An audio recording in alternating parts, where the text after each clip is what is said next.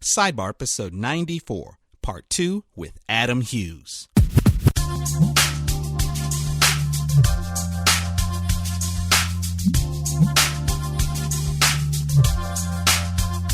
Welcome to SideBar, four-color conversations on comics, art, and pop culture, featuring creator interviews and roundtable discussions. What up, nation? Welcome back to the show and to part 2 of our terrific conversation with comic artist Adam Hughes. We chatted with Adam a few weeks ago and had a long and fruitful conversation with the man. So long, in fact, that we decided to break it up. That way you get 2 Hughes for the price of 1. On this second half, we start off with some talk about his line of comicettes through Sideshow Collectibles, you know the ones, the famous Marvel characters. Then go right into Star Wars. Adam and Dwight both are big fans of the SW universe, and Adam waxes poetic on the subject, as only he can. After that, we cover stuff like doing artwork for Lucasfilm, con sketches and eBay flippers, his recent work for Playboy magazine, and of course, the infamous All-Star Wonder Woman question. Adam answered all of our cues and the ones submitted through our message board, and we appreciate him majorly. Also, a big thanks to Ms. Allison Sohn, Adam's girlfriend, art agent, and a talented artist herself. His website, justsayah.com, gets a lot of requests, and Dwight and I are extremely grateful for this opportunity to have spoken with him. Her help in putting us all together was invaluable. All right, let's pick up the conversation with some discussion about his statue designs for Sideshow and the story behind how he linked up with those folks in the first place.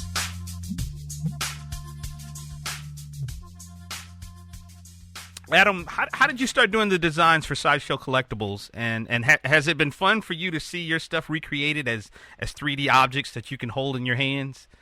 How did I start with Sideshow? Yeah. I found that because I enjoy their stuff so much, I was buying a lot of it. Mm-hmm. I was trying to figure out a way to subsidize it. I figured if I could somehow worm my way into their employment, I could maybe get an employee discount. That's awesome. Adam Hughes barters his way into Sideshow Collectibles. Yeah, Now, actually, it was really funny. It's like one of my big hobbies is I love 1/6 scale action figures, the really high end stuff that looks like real people that you've maybe taken 10 steps away from. Right. Just the other day, my Hot Toys Mark III Iron Man showed up. Cool. And it is so stinking amazing. I was like, oh my God, I love this. And I really love the stuff that Sideshow's doing. It was really funny. There's a guy who works at Sideshow right now called his name's Scott Clauter, and he used to work for an online toy company called SmallBluePlanet.com. Okay. And he was working their booth at a convention, and I was there buying 1/6 scale shoes. I was buying 1/6 scale bits and pieces for custom figures. And he looked at my name badge and said, "There's a comic book artist named Adam Hughes." And I was like, that's me. He's like, oh man, I love your stuff. And within a year or two, he started working for Sideshow. Mm-hmm. And he mentioned to them, hey, wouldn't it be cool if we got Adam doing some stuff for us? Mm-hmm. So Scott's actually the reason why I got to meet the rest of the Sideshow guys. And, it's been a couple years, and we've had a really good working relationship. I was just actually out at Sideshow less than a month ago. They're out in California, just north of Los Angeles. I try to go out once a year, and, you get a lot more done with the creative director if you don't have to trade emails and send JPEGs and wait for a response. Mm-hmm. In an afternoon, we squared away so many ideas for upcoming projects. Cool. And I love working for him. It's, I think if there's one thing that kind of frustrates and confounds the 10,000 people that like my work is that I mostly do DC stuff. I really don't get to do a lot of Marvel stuff. Yeah. Which is weird because I grew up a Marvel Zombie before Marvel Zombie had a little TM after. Right. Right. I enjoyed DC Comics when I was a kid, but I loved Marvel Comics growing up. Yeah. I was actually there. I was actually reading the X-Men when it was a bi-monthly reprint of the old Werner Roth run. Wow. And then they decided, the book's about to be canceled. Len Wein and Dave Cockrum, you can create a new team. Right. I was actually there for that, so it was kind of like, oh wow, these guys are cool. oh man, they're actually starting up like new stories with them in the regular book, bi-monthly. Oh, the book went monthly, yay! Okay. And like I remember the day when the X-Men became like not an overnight, but they became a cottage industry. Yeah. Mm-hmm. I felt like the local fan who'd been with the band ever since the garage. Right. now that the band was actually playing Shea Stadium and stuff, I was like, oh man, everybody's into it now. It's not my own private joy anymore. Yeah. It's not. I mean, my cousins and I, little town in New Jersey that I grew up in, we had a comic book collecting club because we realized that none of us could afford to buy all the stuff that Marvel came out with, but we all had slightly different tastes. So we said, well, look, why don't we pool our collections into one big Uber collection, and that way we'll get to read everything that Marvel puts out. And I was into the Fantastic Four, Captain America, and Daredevil, I think, and the X-Men. And like I had another cousin who was into the Avengers, Defenders, and Doctor Strange. Cool. Had another cousin who was into Iron Man, and I think Marvel 2-in-1. Wow. And so it's like we literally between the four of us, we got everything that Marvel came out with, and we could just go. We all like the one of us who had the biggest basement. We're like, we'll keep all the comics here, and that way we had this gigantic library. And I remember coming in and going, guys, you got to check out. Like the X-Men are so cool, and they're like X-Men. My cousins laughed at me. They laughed at me for about a year. And then, like, a year later, we were all, like, out in the yard, and we were fighting over who got to play Wolverine. Yes, there we go. And so I felt a little justified in my, I knew about him before you did. Right. So the nice thing about working for Sideshow is I get to play with the Marvel characters without, violating my DC contract. And get to have a little bit of fun. It's really nice working on the statues because I get to... I don't just hand in the design and then go away and wait a year before I see the product. I actually work with the sculptors, giving them input, telling them, like, the boobs need to be bigger, the butt needs to be smaller, That's cool. I'm going to have to take issue with you on that, but go ahead. I'm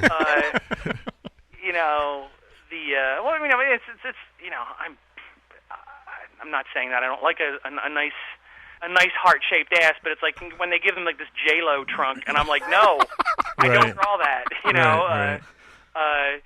But no, we have a lot of fun working on it, and I've become good friends with a lot of the sculptors, and it's really nice because I get to see a lot of this. We all sign the non-disclosure agreement when we start working there, so we're all allowed to talk to each other about what we're working on. Yeah, I get to see stuff that won't even be announced for 6 months or a year. And that's cool. It's like, that's man, that is so cool! I can't wait to get one of those. Right. And my friends, when they announce something, they'll go, "Have you seen this new Star Wars diorama?" I'll go, "Yeah, I saw that a year ago." Right. I couldn't tell you about it, but yeah, isn't it cool? Take that, fanboy. Old news. For those who don't know, you've done one of Rogue, Black Cat, White Queen, and of course the infamous thonged out MJ. Yes. That's right. Yeah. And they just announced the She-Hulk statue. Cool. And they weren't paying attention, but because when I went out there, they took a photograph of me with all the statues, and they hung all my designs and lithograph art, all the drawings I've done for them for this series on the wall behind me, and they hung a design for the one of the statues that's coming up down the road. Okay. Oh wow. And that hasn't been announced yet. Okay. And the thing is the creative director of the company was on vacation all last week, and I was like going, does he know? People have Photoshop, and they blew up this design. And said, is this one of the ones coming up? And it's kind of like, Cat's out the box now. Yeah. Exactly. But, wow. yeah. So I think that's all the ones that have come out so far. Rogue, I think Rogue just shipped at Christmas time, and Black Queen. Ooh. Jean Grey is Black Queen. Yeah. Oh, okay. I don't know about that. Yeah, that was actually, I think it's still available for sale. Okay. I think that one's shipping in several months. Okay. Cool, man. Nice stuff. Star Wars, so go, Yeah. do your thing. More Star Wars stuff, okay? If you could combine any elements from the 6 movies, what would they be and why? I mean, in a Uber Star Wars film? An Uber Star Wars film, yeah. Oh, I would probably say the character quality and the humor of the original three, right, with the production standards of the prequels. I thought, being a Star Wars fan, I was so thrilled that there were new Star Wars films coming out, and eventually, I learned how to love them in spite of their flaws. Mm-hmm. And I do wish that there was more of a sense of character mm-hmm. to the newer stuff, because I've always said that the biggest problem with the prequels isn't, fans raise their angry little fists in the air and they shake them and they say, yeah, here's what's wrong, blah, blah, blah. And I go, the big thing that's wrong is that the prequels don't generate any of their own heat. Mm-hmm. Everything that's cool or anticipatory about the prequels is based on something that you saw and loved in the original films. Right. Like, there's nothing that Obi-Wan Kenobi does in the prequels that makes him a great character. Mm-hmm. We like him because everybody kind of digs Ewan McGregor. He's a fun guy. He seems like a guy you'd all want to have a beer with. Mm-hmm. Mm-hmm. So good casting. Mm-hmm. But we pay attention to what Obi-Wan Kenobi does in the prequels because of Alec Guinness's 20 minutes in a film from 31 years ago. 1977. That's true. Adam, let me insert myself in here because here we go. No. I'm not a Star Wars guy per se, not to the level that you and Dwight are. Mm-hmm. But do you think that the prequels were written Oh, here we go.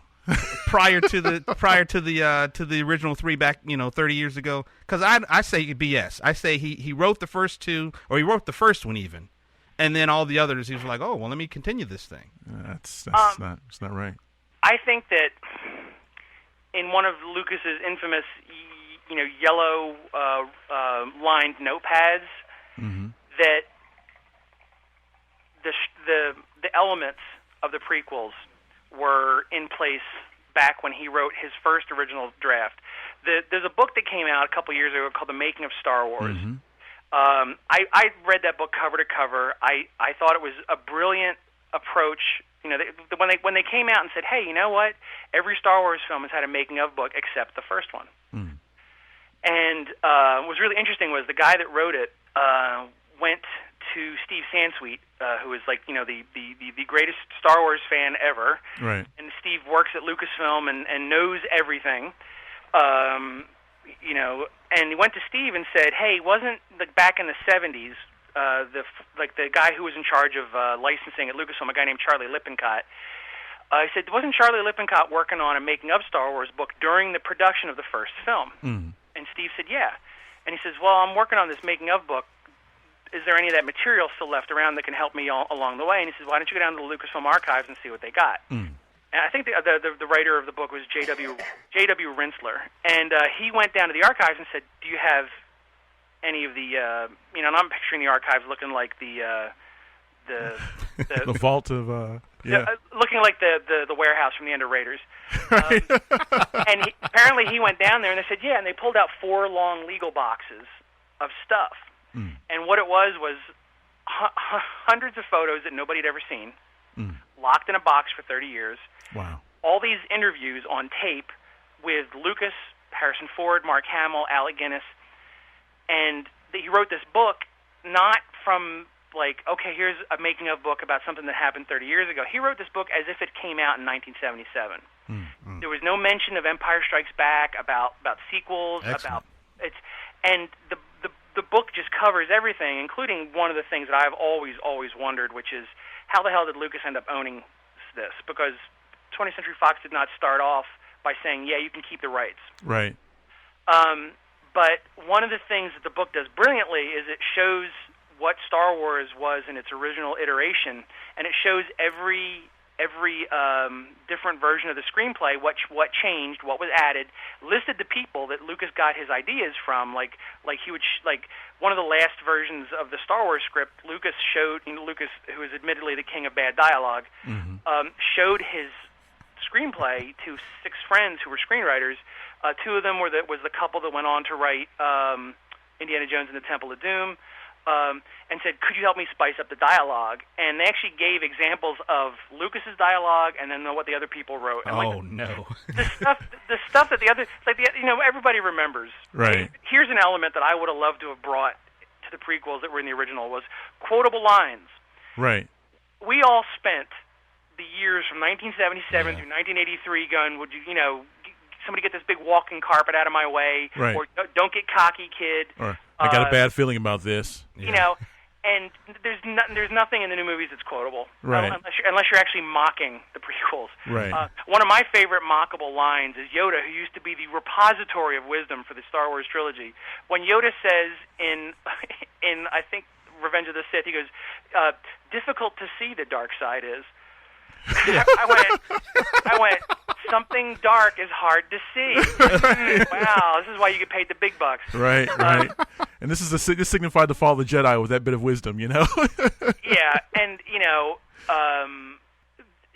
so the book actually shows you like what the original intention, what Lucas's original intention was with the Star Wars films, and it's really funny is Star Wars. After I read that book, I realized that Star Wars was the biggest accident anybody ever perpetrated. Yeah.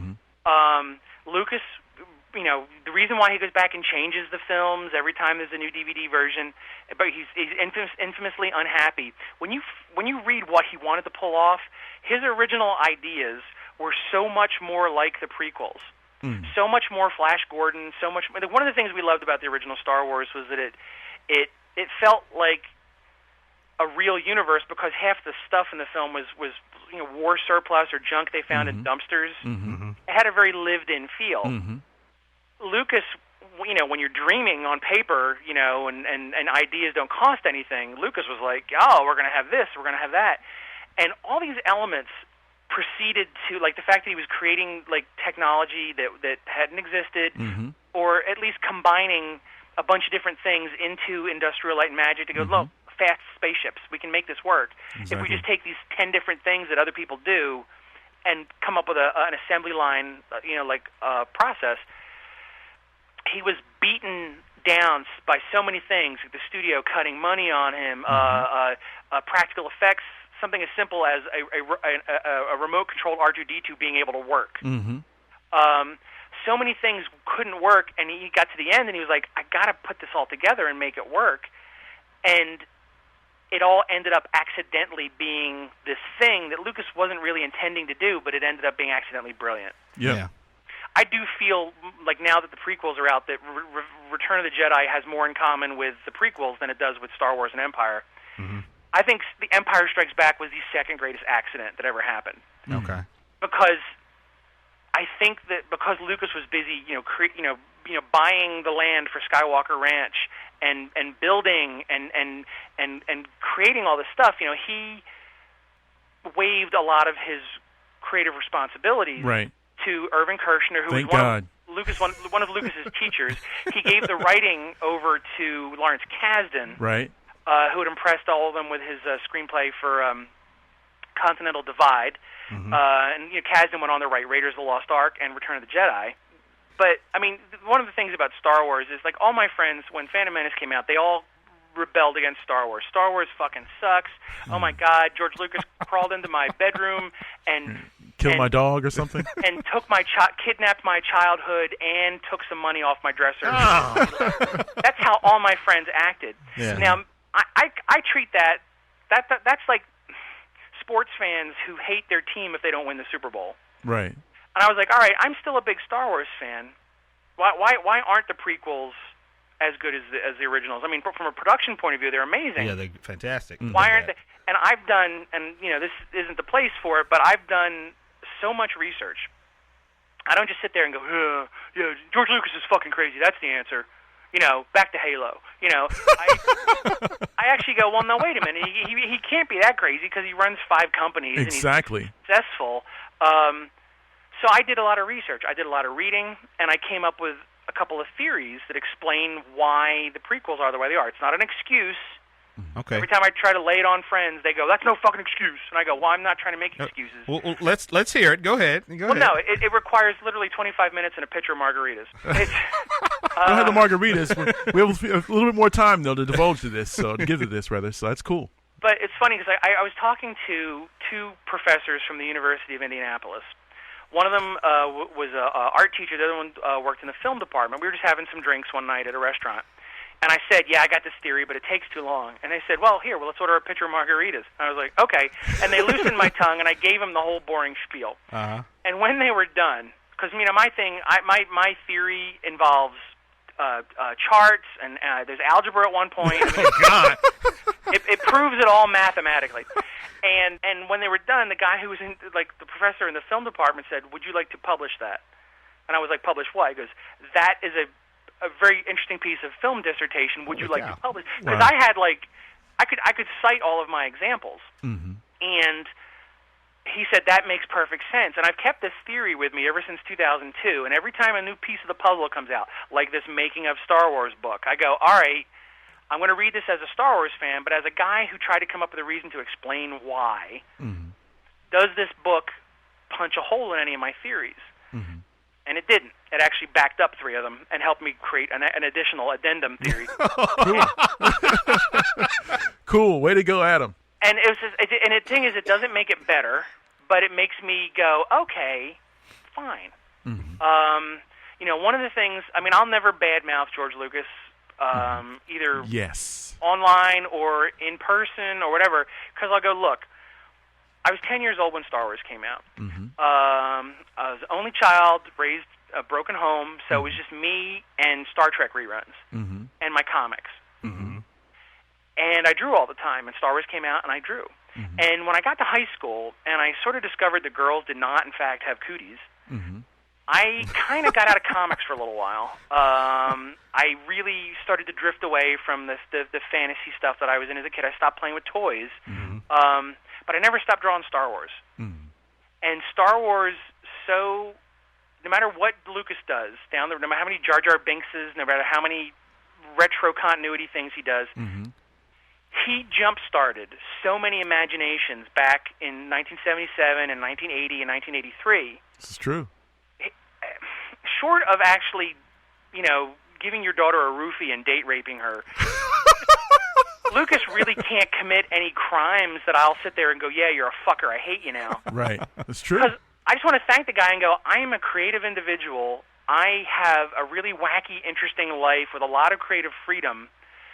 And I'm allowed to hire girls in bikinis to come stand around my studio while I draw them. That's right. That's right. Thanks to you. It's true. And that's it. There's so many people out there that are working in the film industry, that are writers, that are comic book artists, that use their imaginations as opposed to just working at a factory in an unhappy situation because of what Star Wars was.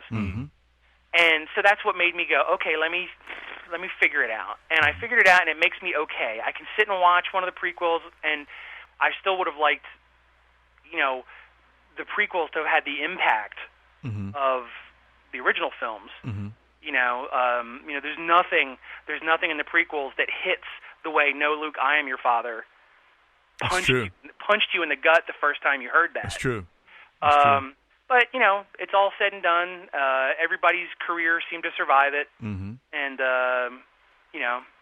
I'm glad because I got to do, because of the prequels and their sort of resurgence in all the sort of Star Wars-related merchandising and endeavors, I got to do a lot of Star Wars artwork in the last 3 years. Yeah, man. And to that point, your legacy covers for Star Wars Dark Horse, phenomenal, sir.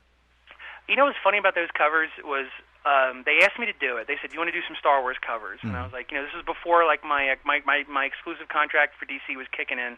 So I was like, "Yeah, I can squeeze those in." Oh man, Luke Skywalker, Han Solo. I'll even do some prequel stuff. Yeah. Right. And they're like, "No, it's 100 years after Return of the Jedi. Other than Ghost Luke, it's going to be all brand new characters." And you just heard the Pac-Man death noise. I was just like, oh man. And they said, yeah, but I said, okay, well, I'll get out my making of Star Wars prequel books. I'll get into the vibe of the sort of modern Star Wars aesthetic and have some fun with it.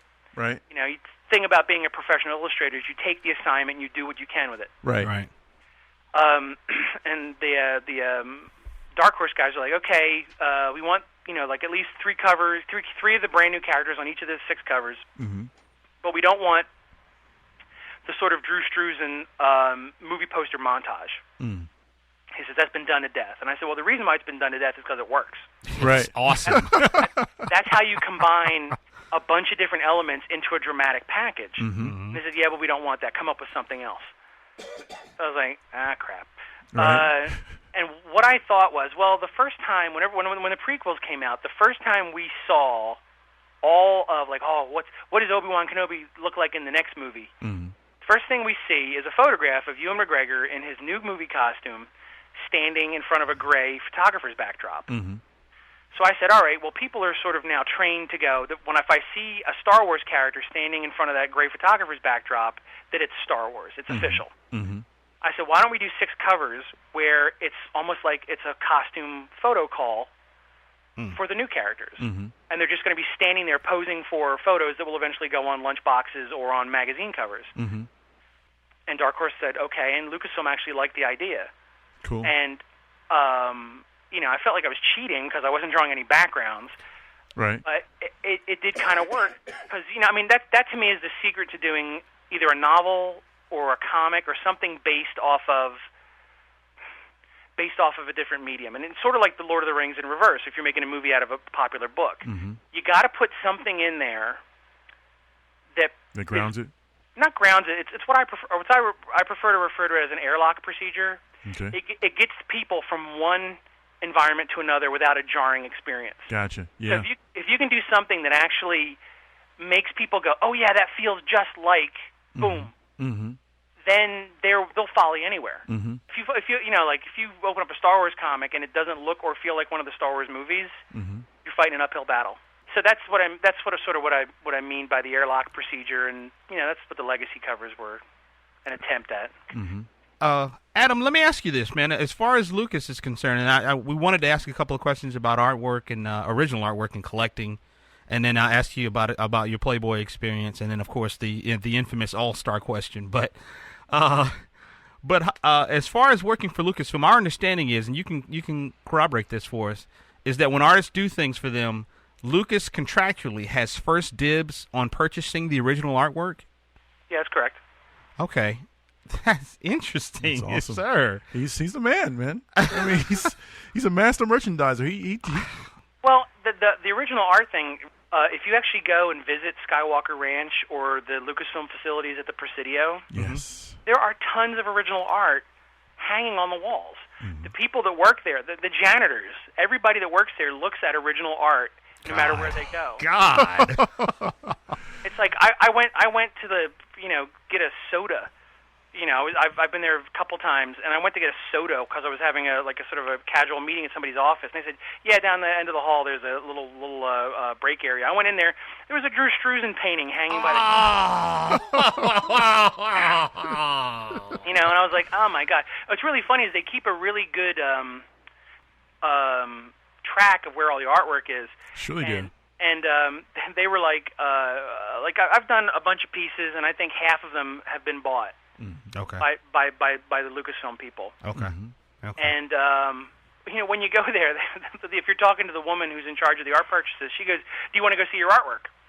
And you actually get to go have a reunion with your artwork framed, and they have to look it up on a database and go, "Oh, that's in the such and such building in this guy's office." And you take a walk over and you meet the guy, and that's crazy. It's just super cool. And then It they're is. going, and they'll say, "Oh yeah, hi," and you get the impression this happens all the time. They'll sit there and go, "This is such and such. He drew the artwork that's looming over your desk all day." Wow. You know what? And to use your earlier analogy, Adam, is like a parent being reunited with a child after 30 years or 5 years away. That's cool. That's cool.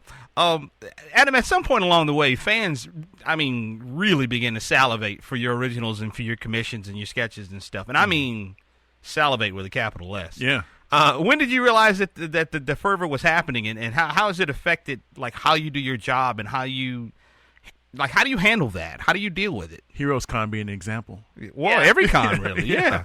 Well, people like to get sketches. They like to have something personal. Most of the times, because this is artwork that we sell, it's not just a casual person walking up going, "Oh, you're the caricaturist they hired for this birthday party." Yeah, draw my grandmother. It's somebody who either loves the character or probably loves your artwork. Yeah. So, one, it's really nice because you get to have a little bit more fun than you could maybe if you were being controlled editorially. It's a one-off piece of artwork, so you don't have to worry about somebody approving it. Mm-hmm. Two, you get to make money, which is great. Mm-hmm. And, that's the con sketches. But then there's the original artwork, and almost every company that you work for, with very few exceptions, when you draw something for them, they own the rights to the artwork. They can print it, they can do whatever they want, they can draw mustaches on it, right. but you own the physical original art. Mm-hmm. Yeah. And you're allowed to do with it whatever you want. And Lucasfilm's one of the only companies that says, okay, it's fine, but we get first refusal. If we don't want it, then you can sell it. Mm-hmm. Everybody else, you work for Marvel, you work for DC, you work for Dark Horse, whoever. It's returned to you, or actually, I guess it may never leave you if you're inking it yourself. It never leaves me now, because now that I do all my own stuff, I scan it myself and I send them the digital file. And that's it. Wow. Via the magic of the interwebs. Mm-hmm. Yeah. Because of a nightmare experience I had. Because it used to be, you would hand in the artwork, and maybe a year later, the company would get around to returning it. Mm-hmm. Half the times, you get somebody else's artwork, because the guys in art return never really do a very. They're not sleuths. They're not rocket surgeons. They're not really. And I remember I did a piece for one of the Marvel swimsuit issues, because back in the '90s, everybody was doing swimsuit issues. Mm-hmm. It's a Silver Sable piece. I did it oversized, and it was a really, really, really pretty piece. And I was like, oh man, I can make a rent check with that one. Right? Guy at the Marvel art return didn't have a big enough box, so he said, I'll just fold the artwork in half. Oh! I get this regular size FedEx box from Marvel going, I wonder what this is. Open it up. It's my artwork bent in half. Oh, dude. And I said, I am never sending original artwork in again. I will shoot my own stats and mail them stats. And then, fortunately, not many years after that, came the advent of this whole sort of, desktop publishing aspect to creating comics. So I just made sure I had good scanners, and I've always scanned. And what's really interesting is I will frequently, because I'm slow, there's more demand than there is supply. Mm-hmm. I'll have the artwork sold sometimes before the company gets around to paying me for drawing it. Wow. Yeah, we talked to another guy, and an artist friend of ours. He said the same thing. He said before he even finished the book, he'd sold it to somebody. Mm. Yeah.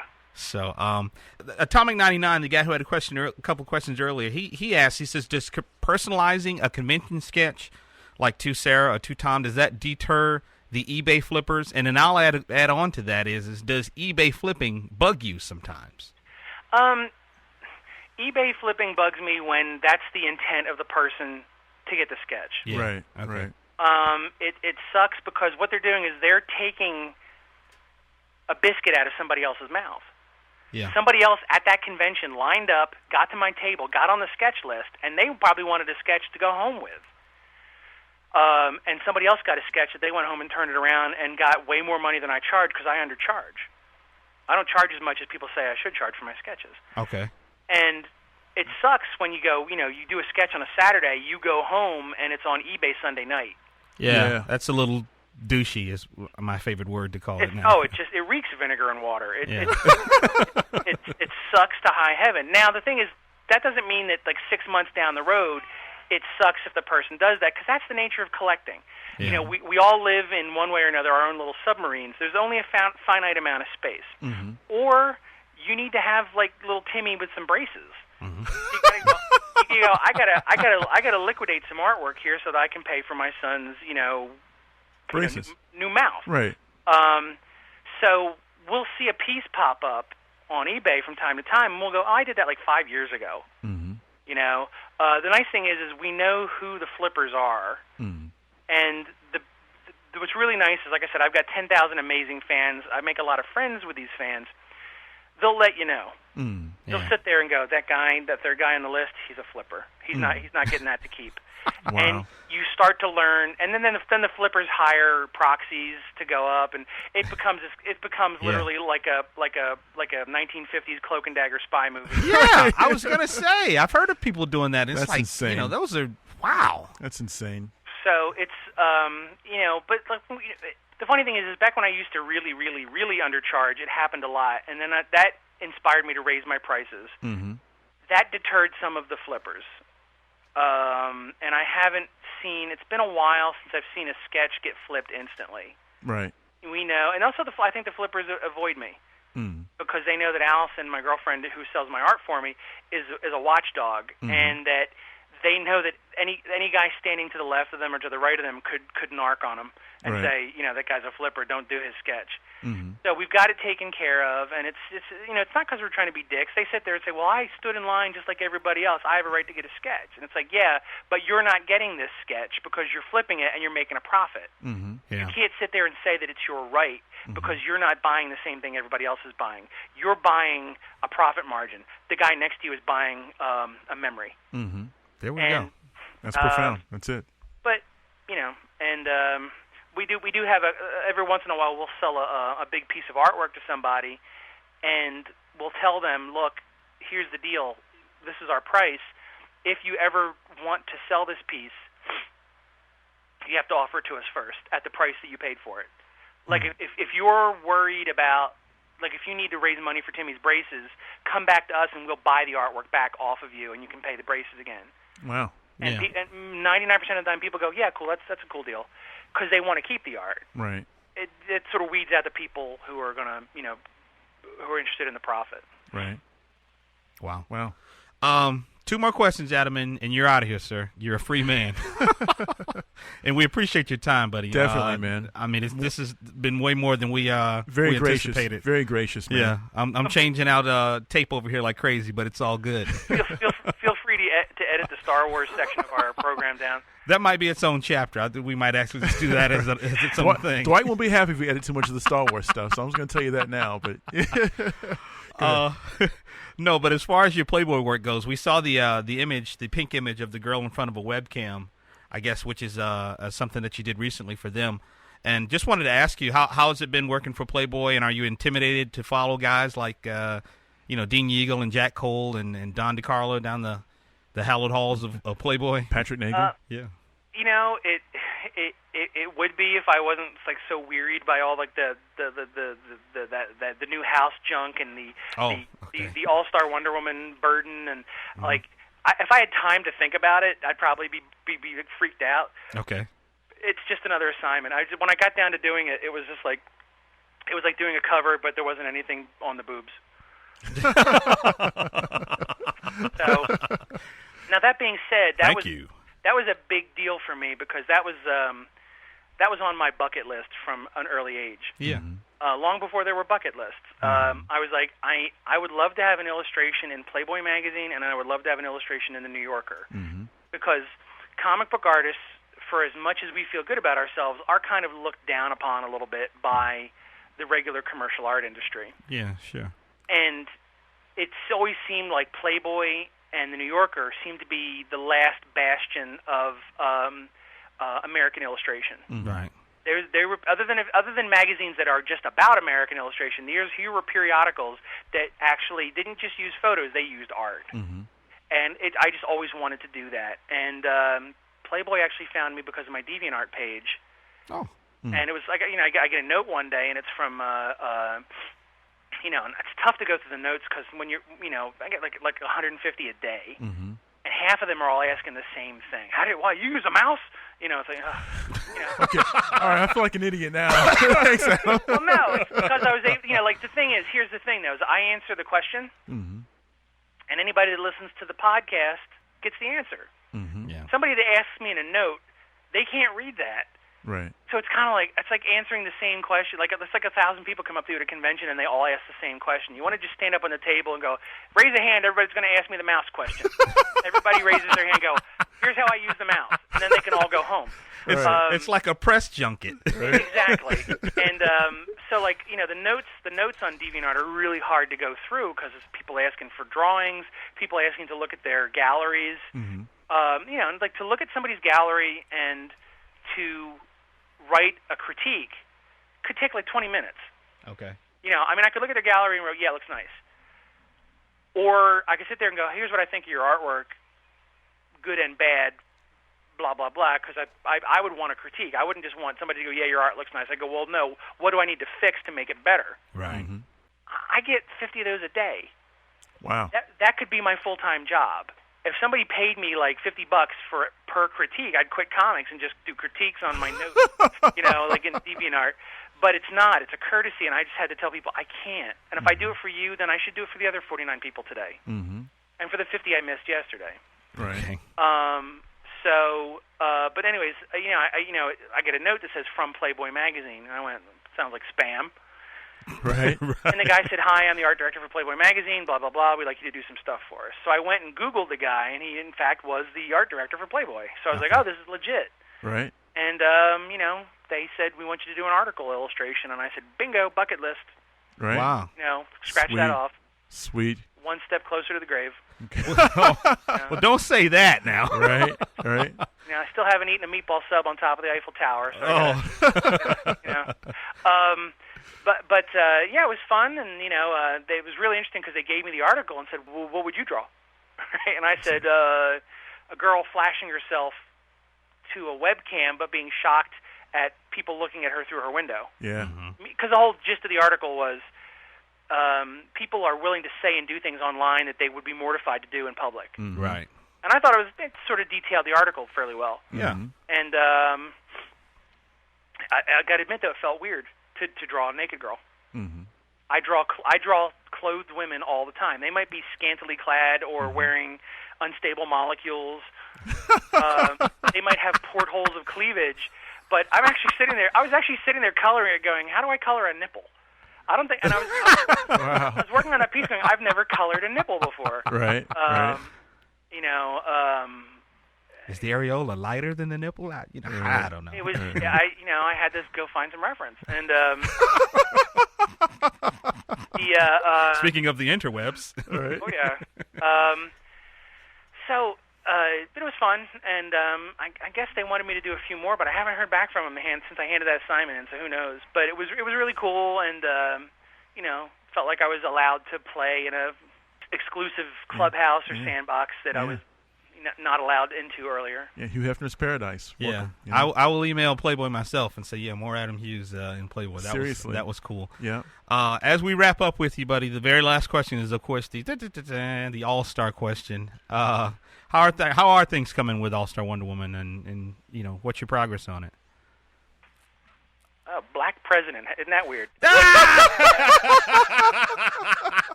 No. I tell you the same thing I tell everybody else. I'm still working on it. Progress is glacial. I'm doing everything myself. Mm-hmm. I want to avoid what happened with like All-Star Batman and Robin, which is like one issue a year coming out. Right. I really want to keep all 6 issues in the can and actually have them come out every 30 days. Mm-hmm. I want everybody to be surprised, which is why I'm not giving any previews. Mm-hmm. I'm not leaking, like, here you go. And I'm a fucking moron because I'm slow. I'm doing all the work myself, and I've written myself a story with, like, thousands of people in it. It's like every scene seems to be a crowd shot. And I was like, what the hell was I thinking? It's like, it's always, Steve and Diana and the entire population of Paradise Island or all of New York City. And I was like, what was I thinking? So this will probably be my one crazy David Lean scope project. And after this, I'm just going to draw with a marker and do stories about single characters. In black rooms, lots of headshots. Right? Yeah. Well, Adam, thank you once again, man, for giving us so much of your time today. Yeah, man. This has been tremendous. I know Dwight got his Star Wars Woody, on. so definitely my lightsaber is on. Yeah, and best of luck with All Star, and best of luck with the covers and everything, man. And you're an awesome guy, man. Yeah, I'm sure we'll probably see you and Allison at Heroes, and if you like the margaritas are on us, man. Oh, sure. Thanks for having me on your show. I really enjoyed being here. Thanks, man. All right. And the Force will be with you always. Thank you. 2 quarters. Take care, buddy, and we'll talk with you soon. All right, man. Thank you. Bye-bye. Bye-bye. Well, there you have it. Part 2 with Adam is done, and we had a great time. We thank him for coming on the show, and we thank you, as always, for listening in. If you like this podcast, please tell someone about it and let them know they can stop by our blog anytime at SideBarNation.com. From the main page, you can leave a comment, send an email, jump in on our message board, or peruse our back episodes located in the Barchives. And if you're so inclined, you can go to iTunes and leave us an iTunes music review. 5 stars would be like a world with no eBay flippers. Here's our announcer. Well, that concludes another edition of Sidebar. I'm your announcer, Kay McFarland. Sidebar is a podcast on the subjects of comic books, art, and popular culture, created and co-hosted by Dwight Clark and Swain Hunt. Any questions, comments, or suggestions for this show, give us a shout at sidebarnation@gmail.com. That's sidebarnation@gmail.com. And you can also subscribe to the show for free at iTunes, Podcast Pickle, Digital Podcasts, and all the other podcatcher sites.